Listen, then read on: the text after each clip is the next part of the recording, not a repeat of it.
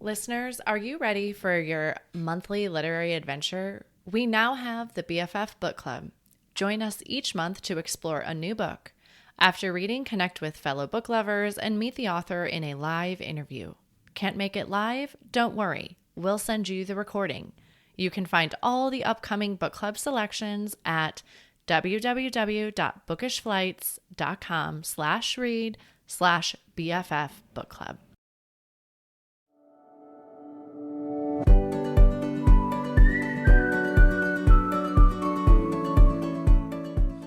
Hi, I'm Kara Infante, and this is Bookish Flights. In each episode, I chat with one bookish guest as we take some time to sample and savor the pairing recommendations from their bookish flight. We hope to give you suggestions to cultivate your TBR list and nurture your leisure time through books. In today's episode, I am chatting with Kate Kennedy. Kate is a mom, a wife, a sister, and a daughter. She is a visionary and a dreamer of big dreams. Kate is a writer and a theology nerd. She is passionate about empowering others to share their stories through the sharing of their own. Her study and research interests include identifying the places where the church meets the world and gathering the beautiful tapestry of stories that live quietly in our community. In 2018, she founded and led a tuition-free private school for children experiencing homelessness in Atlanta. It began with 9 scholars and now serve over 60 scholars. The journey to begin this change-making organization is a pivotal part of her story. Welcome to the show, Kate. Thank you. I am so excited to have you. Listeners, I guess I didn't add in there that Kate also wrote a book about her experience called Once Upon a School, which I just read last month and absolutely loved. It spoke so much to me about being a mom and being able to do other things. And so much of your story resonated. But I'm getting ahead of myself. So let's start, because I feel like you're so much more than this bio. Let's talk about who you are. Yes, I realized that I should put in my bio that I wrote a book. That should be part of it now. But yeah, so as you said, I'm a mom. I have 4 kids. They're all adult kids. So I'm a brand new empty nester, and I'm a new mother-in-law. My oldest son just got married, so I have a daughter-in-law now, which is super exciting. Congratulations. And thank you. It's been great. And they just bought a house really close to us. So nice. That's sort of fun too. And I think the biggest thing about me is I stayed home with my kids for 20 years. And I love stories, and I love figuring out how people's stories all connect with each other. And so I've gotten a couple of different degrees as I've been home with my kids. I got a master's of religion and public life. And then I'm now working towards a doctorate in creative writing and public theology in Pittsburgh. Because I love to study theology, and I love to understand people. And then I love to share stories. So it's all kind of coming together in these programs. And that's been just really exciting. And my husband and I are leaving tomorrow for a 2-week vacation, which we've been on forever. But now that we're empty nesters and I've published the book, I'm gonna go away for a while. Oh, that sounds like just what you need. Yes. So have you always been, when you say stories, it makes me think of my dad. And my dad he always said, you never know someone else's story, especially because you're not walking in it, but you just never know, because people are really good at hiding it. And so it's always made me very curious about people's stories too. And that's like my tagline of the show, is we can tell our stories through our favorite books. So have you always, or did someone instill this love of stories in you as a child? I was always a big reader. Okay. When I was a child, and sometimes my childhood was not as idyllic as it seemed on the outside. And so books were really my escape. And I did a lot of reading, and I read these just amazing stories. And I don't think I realized it when I was younger, but as I've gotten older as a reader, I've realized that you can learn a lot about yourself and other people, even through fiction, because just having the author inside somebody's mind and seeing what they're thinking as they're relating with friends and people, you're like, oh, I think that too. Yeah. And so your inner life kind of is exposed through these other people's stories and their inner workings that the author is able to write about. And it's just, I think it's really, it was really helpful to me. And Yeah. I just love that. Yeah. I love how you say that because I think books can tell us that we're not alone, right, with our thoughts. Right. Yeah. And they can help us establish empathy about how other people may approach situations. So I love Sure. how you Yeah, said that. exactly.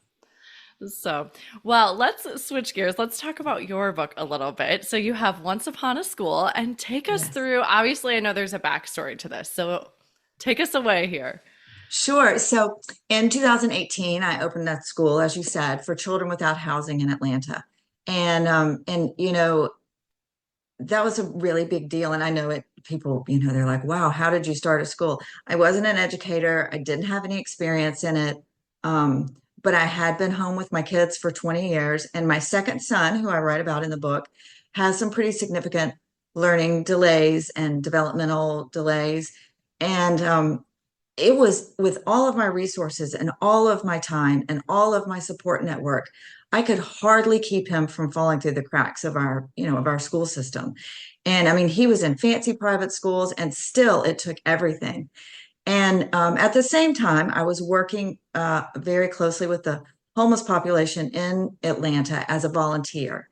And those two things just kind of collided. I just started thinking, how can these moms do it? I mean, I'm exhausted and I can hardly keep my kids, with just standard learning and developmental issues, as well as my child who's really struggling. I don't know, if you don't have a place to live and where you're going to sleep, where you're going to Yeah. eat, how you do it. And so for me, it was really became kind of a holy call. And I say that because I couldn't let it go. I just thought I have to do something to help. I have to do something to make a change. I mean, I have to help these moms. And so we just kind of went on from there. And, it was a beautiful, beautiful program. And it still is a beautiful program. And but things are complicated and people are complicated and systems are complicated. And so I ended up walking away from the program a few years ago. And it's still going great, but it's no longer a part of my life.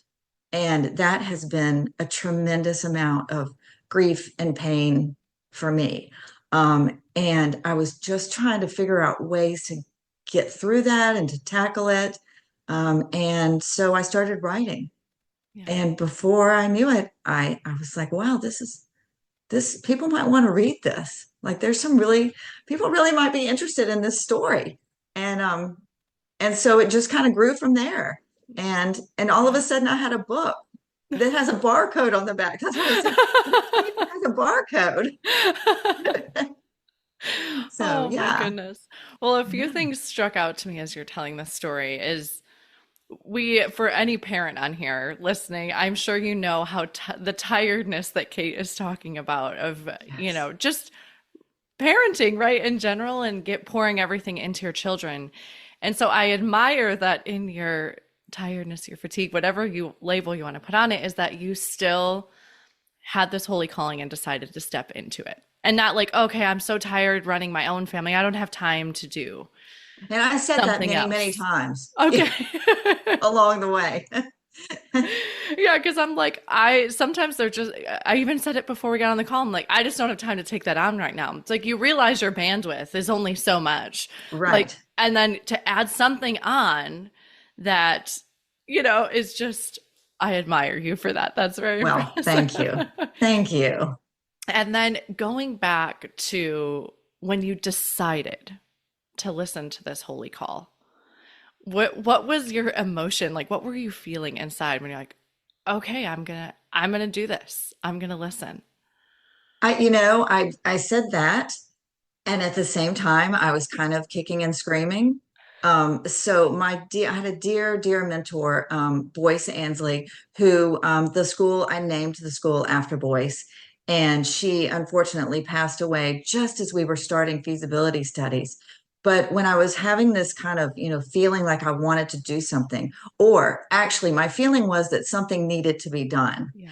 And I said to Boise, we there needs to be a school, a special school for these children, and some support for these moms, and somebody needs to take care of that. And she said, yes, you do need to take care of that. And I said, no, no, I said, somebody. And she said, well, I know, but I said you. And and she just wouldn't let it go. And she was definitely a force of nature in our community, a tremendous fundraiser nationally, and just everybody knew Boise and loved her, and you just couldn't say no to her. And so she just wore me. She literally wore me down. She just kept at it. And then she passed away just as I said, as we were starting our feasibility studies. And I decided I would name the school after her, because not only was she the catalyst that, really was like, you can't, I'm not going to let you not do this. But I mean, she had confidence in me, then I could have confidence in myself. Yeah. And she was going to raise all of our money. So having her name on there was kind of helpful in, raising elevating the notoriety, I guess, of the Yeah. school. Yeah. So I think we need each other, like to give Yeah. us those extra little nudges. Um, yeah. Yeah. But then when I started it, when I actually started working, it was very slowly. 2 steps forward, 1 step back, 2 steps forward, 1 step back. And then doors just started opening. And before I knew it, I was like, oh, okay, this is actually happening. Yeah. I Yeah. think that that's how God works in our life, though, right? Is He Yeah. gently, even maybe prods us, but gently pushes us along, and some doors Yes. open and some doors close, and then you just clearly have this path. But I think sometimes Right. stepping forward of like, I'm going to do this big scary thing. I mean, we have the right to choose to do it, right? So it's like, Yeah. but that's tough. Yeah. Yes. Yes. Yeah. It was a big scary thing. Yeah. Um, yeah. I envision like Boise being that, like, if Boise believes in me, then I can believe in me. That's Yes. just what I'm hearing as you're talking. Yes. Yes. Because anybody ask her any, I mean, she asked anybody anything and they would say, okay. I mean, she was just that big of a person, and everybody loved her. Yeah. And she loved everybody. So Yeah, yeah. we recently had this. My 9-year-old is playing baseball for the first time this fall. Oh, we And did that. yeah. Welcome to the Baseball Mom Club. Ooh, wow. I'm like, okay, we've always done soccer, which seems very manageable, but throw in baseball and I'm very chaotic right now. It's all very, Yes. but Yes. he's got some raw talent. So he's pretty good. Hmm. I'm like, okay, we'll embrace this. But the coaches wanted him to pitch. And I feel like, yes, that is a big position when you're a new player. But the coaches asked him, and he was like, you know what, I don't think I'm ready. Like, come game day, the game they wanted him to pitch, he was like, I can't do it, I can't do it, I can't do it, and I was like, so we went through this of like, how do you teach your child to believe in themselves, right? It's not Hmm. an easy lesson to learn. And obviously as an adult we can recognize the more we have experiences where we are competent, or we achieve something, or we do something, it's like that builds our little confidence meter. But like at 9, all I was able to tell my son was like, the coaches believe in you, we believe in you. Like, but like, how do you get them that internal compass to believe in ourselves? And so I find it so interesting that you're talking about, because I think that's so true, Yeah. right? Of we are a stay-at-home mom, and so we like pull ourselves down on this meter, I think, a little bit sometimes, because the way society views stay-at-home moms, we could go down the list of that. But Yes. now when you're like, okay, 20 years of being a stay-at-home mom, like our confidence meter is possibly down a little bit of Oh like yeah. going out into a professional setting. And so how, Yes. again, just that takes that one person to kind of bump you up to like, yes, you can. Yes. Because then, and I talk about this a lot in the book too. I really ran into a lot of resistance Yeah. to me doing this and my ability to do it, because I had stayed at home. I remember Yeah. this one meeting that I had with a city council woman. And at the end of the meeting, and I mean, I had charts and graphs and research and all kinds of stuff, and projections. And I mean, like I had done my homework. And she looked at me at the end of the meeting and she said, and what do you do? And I was all flustered. And I was Yeah. like, I'm just a concerned citizen. And she goes, oh, I think you're in way over your head. Yeah. And I mean, she might as well have reached out and patted me on the head, because I was Yeah. like, oh, oh. I guess I don't really know anything, you know? Yeah, like I don't, and I just, yeah, women don't always support women in the way, in our decisions and our choices that we make in the way that I think that we should and could, yeah. which I always find very interesting. I know it was a privilege for me to stay home with my kids. Not everyone has that privilege, and so I understand that. And also, it's not right for everybody. And I No. understand that Yeah. too, right? But I think that sometimes we don't honor each other's choices and places. Yeah. I love this is actually one of the quotes I had written down from your book.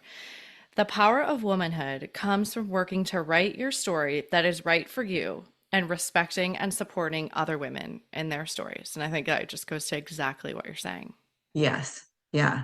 And I think it's so important. And I learned that very much. I I learned that during this time that I was building the school, when I was all of a sudden dealing with the professional world and trying to be professional, and I didn't have a title, and Yeah. people weren't taking me seriously. And it took going through that to come out on the other side and go, I can do this, I am Yeah. capable. Um, you get a lot of skills when you stay home with your kids. I Oh, mean, yeah. you do not lose your brain, and definitely do not lose your capacity to get stuff done. Yeah. Yeah. Yeah, and care for little human beings, that's no easy task. Yeah. If anything, So, I've never managed people until I managed my home. well, there you go. There you go. So now your book is out. How do you feel? I imagine that was a big fear step as well, putting this story out in print form. I was very nervous. I didn't realize how I was very excited because, so there's a quote at the beginning of the book. It opens up the prologue, a Maya Angelou quote, and it says, "There's no greater agony than bearing an untold story inside of you." And what had happened to me in building the school and in leaving the school, nobody knew. I was very quiet about the whole Yeah. thing, and I think nobody knew. And so writing the book was really cathartic for me. And so I was excited to get the story out. A lot of people didn't know that I was no longer with the school because I had been so quiet about it, because I was embarrassed and ashamed, and I just all of that. But I think that, so I was excited, but I was also super nervous. Yeah. Um, but it's been amazingly healing for me because I've been going around talking to groups of people and finding so many threads of connection in my story and their story, and so much support in all these rooms for who we are as women. And it's not just a book for women, but it definitely leans towards women. Yeah. And it's just been amazing. It's been an amazing journey to have people read the story. And, I'm sure that the people that don't like it are being more quiet, and Yeah. maybe I just won't hear from Thankfully. them. But the people that do like it are being lovely and supportive, and it's been great. Yeah.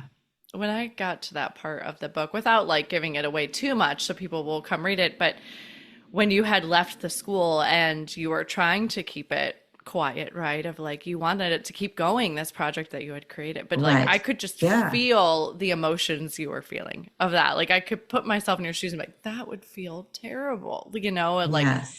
you did a great job of portraying that. Well, thank you. And yeah, I don't talk about like what happened because I do want people to read it in the book. Yeah.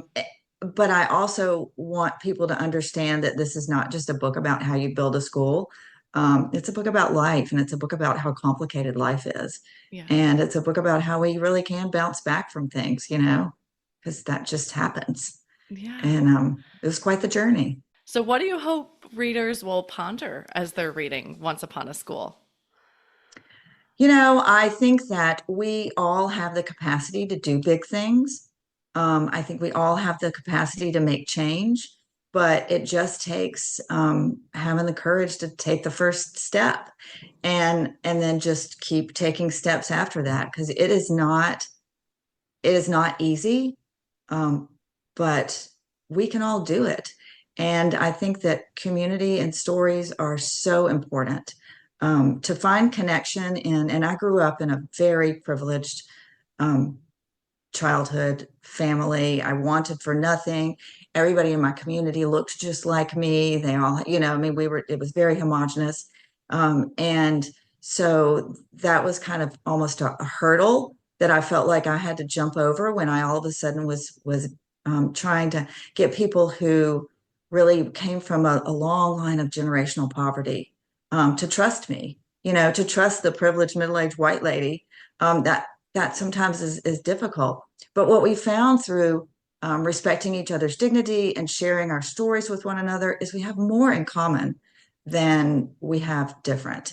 And we've developed wonderful friendships. So I just would hope people would get a sense of confidence in themselves and their own special gifts and how they can share them. Yeah, absolutely. I love that. I had one other quote that, kind of going into how you felt and like the darkness of the times that you Yes. had going through, that darkness has the power to teach us more about who we are than any other experience. And, uh, kind of a little bit further down, like only in the darkness can we see the stars. And I think we have to have this balance of the good and the bad, right? And like you said, life is going to be hard. And we can go kicking and screaming to the hard, but it could be something very beautiful in the end. Yeah, yeah. Transformation is always hard. And not to get too theological about this, but a lot of people have said, "Oh, it was the will of God that it was your time to leave the school." And I kick and scream at that a little bit because I don't think God puts us through anything that's that painful. If it's Yeah. that painful, it's not really the will of God. But in going through that, I really had to stop and like look at myself and who I was and where I am and figure out how I was going to come out of it. And now I'm a writer, and I'm doing other things that I probably wouldn't have done if I had my head down running a school Yeah. 24/7. So yeah, I mean it's not easy, but there is there is light on the other side that only came by, you know, having things gone. Yeah. Yeah. So I just put together, as you're saying, like, I am a writer now. So you're going to school and you wrote this book at the same time. Yeah, this story literally poured out of me. Okay. Once I decided that I was going to write it, and I'll give a shout out to our friend Kathy Yeah. Izzard. She's an amazing writer, and I met her at a writers conference, and I said I want to write a book, and I'm in the homelessness, serving space also, and she wrote her first book on 100-story home on building a shelter for the unhoused. And she like laid it out for me. I said, "Well, I'm just kind of writing my story." She said, "Well, it takes 60,000 words to write a book, and that's about 30 chapters, 2,000 words each. And so let's lay out your glimmer stories," she called them. Like, what are your Okay. stories? And it was just really to help me put some structure around that. And so I started writing July the 1st, and I had my first draft done by October the 1st of last year. Wow. Yeah. Wow. So It was ready. um, it was ready. It was ready. Yeah. And then I started my program, my doctoral program in June, just this past June. Okay. All right. I So like, as you were saying that, I was like, oh my goodness, was she doing both of these things like no, no. simultaneously? And actually, I was supposed to start my doctorate last June, and it got delayed for a year. Okay. And then I started writing the book in July to October. So I feel like if the program hadn't gotten delayed, I might not have written the book. Yeah. Um, Well, there's those and doors opening and closing for you. exactly, exactly. So, it's easier to see it from the rear view mirror than just, when you're In the actually in moment. it. Yeah. Yeah, Yeah. Well, yeah. congratulations, listeners. Go Thank grab Once you. Upon a School. If you want to listen to Kathy's episode that about the 100-story home, that's episode 37 if you want to go back and check out that one. Yes. But let's switch gears a little bit and let's talk about who you are as a reader. So you've already mentioned you've always been a reader, but what type of Yes. genres do you enjoy? I love I love fiction, and fiction is something that I hope to write more books. And fiction is something that I will probably never write because, wow, you have to have a lot of imagination for that. But I love fiction, and so I do read I love a good. People are always surprised because I always seem so sweet and whatever, but I love a really gruesome murder mystery. Oh, okay. Karen Slaughter is a fellow Georgian, Okay. and I just eat up her books, and people are like, oh, they're so graphic, but they're I mean, I'm right in there with her. Yeah. And so, yeah. So she's got a new one that just came out that I can't wait to get. Okay. I was going to ask if you have your books ready for vacation tomorrow. Yes. Oh, yes. I know I have to get them. And I've gotten to where I actually listen to a lot of books. Okay. I read a lot of theology books, a lot of textbooks for school, Sure. academic books, and I read those. But I started when my kids were little, listening to audiobooks in the car because I just felt like as a mom of young kids, I just never had time to sit down and read. Oh, yeah. And now I've kind of gotten hooked on that. And so yeah, I always have a book, a fun fiction book playing in my car, and then I always have a theology or more academic book on my bedside table, which helps me sleep at night. Read a few pages, doze off. Yes, yes, yes. And So, then I also love a good memoir, okay. because that's the genre that I write in. And I just love to know people's stories, both fictional and true. Yeah, Um, absolutely. yeah. So, well, you already kind of alluded to how you fit your reading in as well, because you do your audiobooks in the car. Yes. So, because I'm like, I know you're busy as well. So, how do you do that? I remember being in school and I wouldn't allow myself to read leisure books because I knew that would be the only thing I would want to do. But it was kind of before audiobooks. So now I feel like, oh yeah, well, I had to drive places. I could have done my audiobook in the car and then still done Right. my scholarly reading at home. Yes. Yeah, and I'm such a dork. My scholarly reading I really enjoy as well. And my family's like, "What are you reading?" And I'm like, "Oh, this is so cool." And I always read even when I'm reading fiction, I always read with a highlighter or a pencil in my hand if I'm reading because I love to underline and dog ear stuff and go back and look because I mean, writers have a beautiful way with words Yeah. and things are just expressed in such incredibly unique and beautiful ways. I like to Yeah. have all of that. Yeah. Yeah, I still haven't been able to bring myself to write in books. That's why I have a notebook. That's why I say, oh, I gotta flip in my notebook Oh, because it sits right by where I read. And I will dog ear to like go back if I don't have a pen or something, but I still can't bring myself to write in it. this is my copy of Once Upon a School. Can you see? It's got like Yeah, all these things in it because I'm always wanting to refer to places in it. yeah. It's all I could messed up. envision that with your own book though, right? Like, because it's Yes. yours and you're really like you said, you're doing all these speaking engagements with it, and so having that on the ready, you need that. Yes. Yeah. So, well, you have been so gracious to bring a book flight with you today. Can you tell Yes. us about how you chose them? Oh, I'm so excited about my book flight. So they're all memoirs because that's where I'm writing right now, and I do love a good memoir. And they're all kind of about quiet empowerment, I think, and especially women. Yeah, So the first one is Present Over Perfect, which was written by Shauna Nyquist, yeah, and it basically is about a woman who was overwhelmed with being a mom and with working and with trying to be perfect all the time and be everything to everybody. And she just couldn't do it. So she stopped.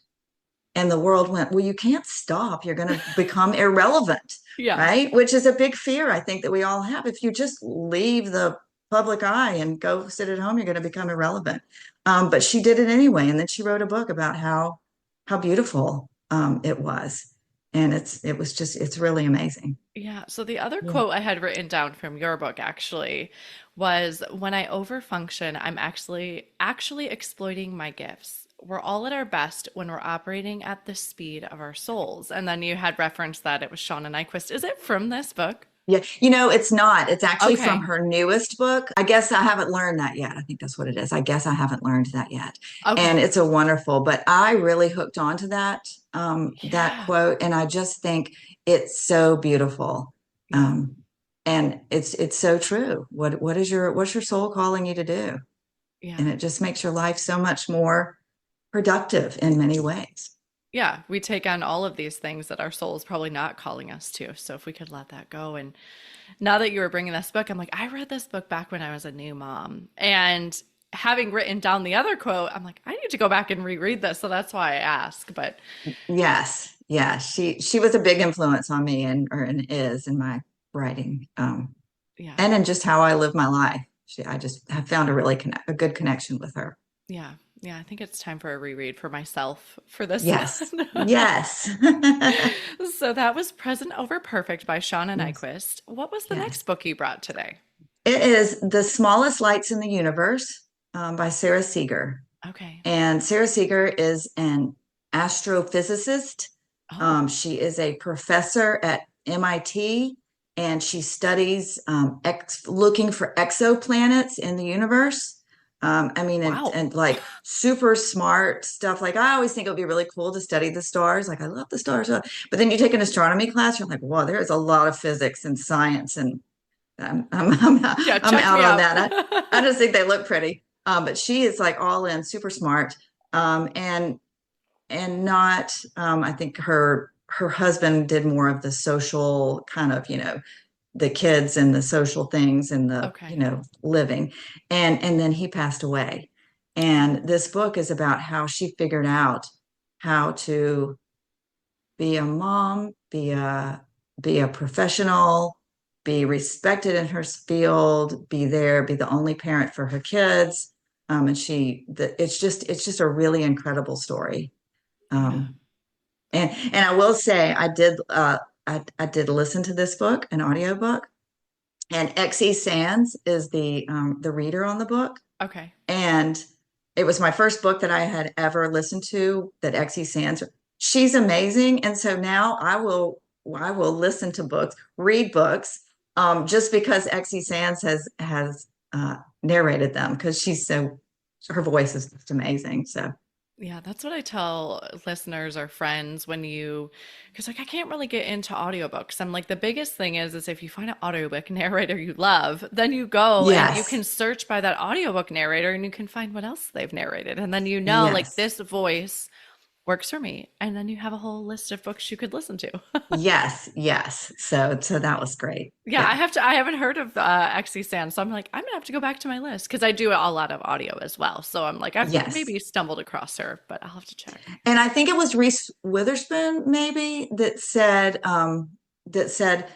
yes, claim listening to books as reading Oh, because 100%. your mind is still working in the same, she did a whole interview on it. Don't be Yeah. like, well, I didn't really read it. I listened Yeah. to it. I Because That it's bugs me so much because you still spend yeah. just as much time with the book. Yeah. And you still Yeah. have to do all the stuff in your head, It's not like you're watching a movie or something, which is also great. Yeah. Yeah. No, Yeah. I am right there with you on the audiobook page, but I haven't heard of this memoir, and so I'm really intrigued by it. Is it so I feel like, obviously it covers a very grief and all of that. Is it like, do you need to be emotionally ready for this book? It's interesting because I think that the way she's very matter of fact. Okay. And so the way that she describes her grief and the whole process is very almost academic and matter of fact. So in a way, you could kind of like not really realize what you were reading until you get to the end. Okay. But her husband passes away very much at the beginning of the book, and then the rest is just a beautiful story of community and redemption. Okay. And so, yeah.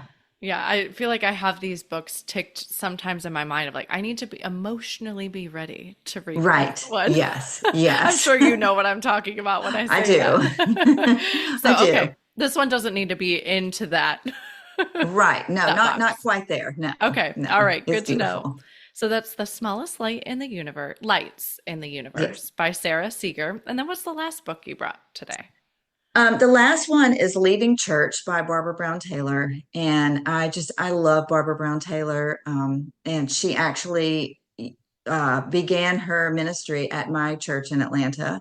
Oh, And cool. Okay. yeah, and so I don't know her, but I know a lot of people who know her.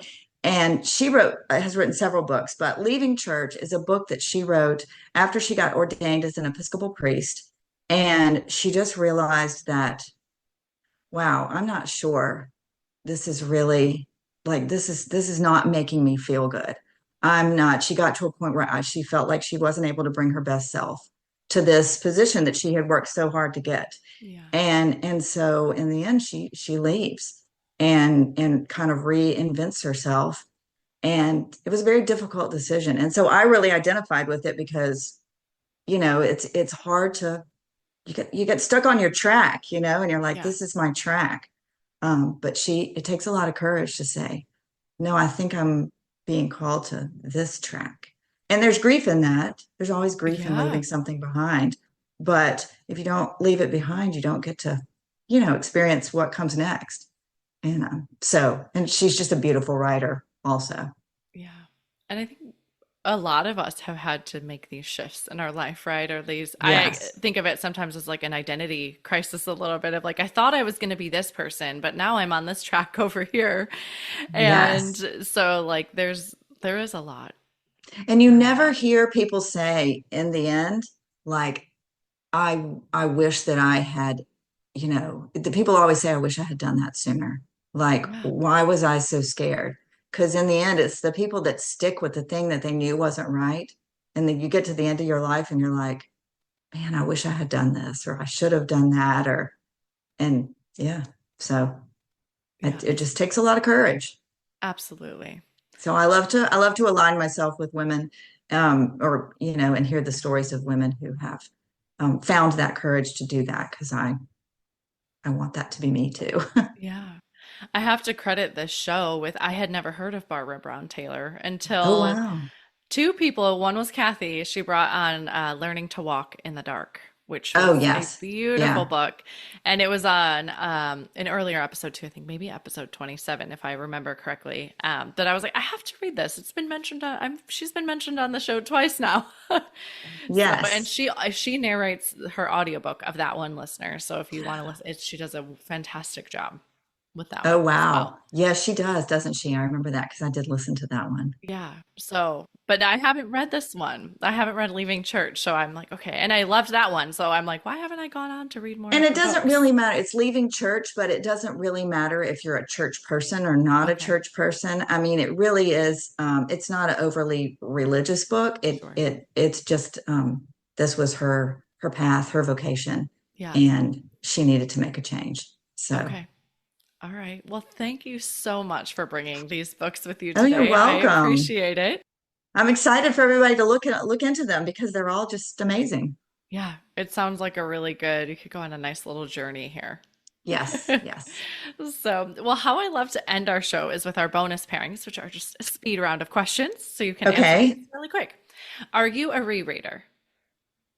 I'm not a rereader, actually. It's funny, my daughter is a rereader and a rewatcher. She likes to watch the Okay. same movie over and over, and I am not. I once and done.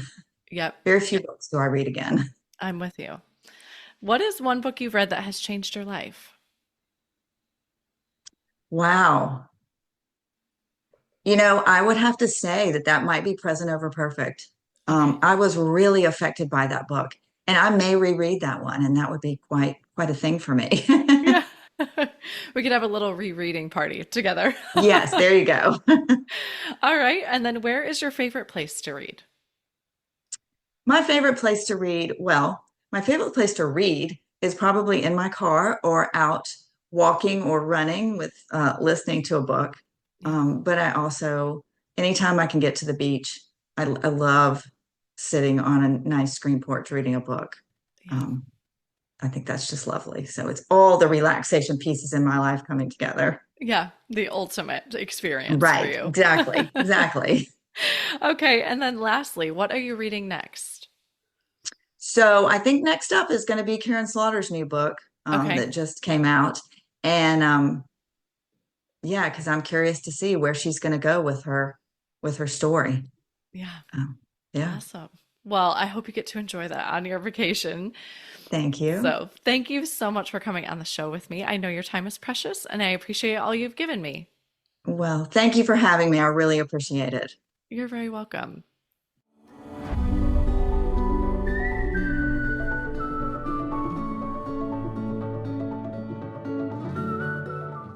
Thank you so much for listening to this episode today with Kate Kennedy and her book flight of memoirs that include quiet empowerment of women. We'd love to hear what other books you'd pair with this book flight at bookishflights.com. That is also where you can find more information about today's book flight or other books that we talked about.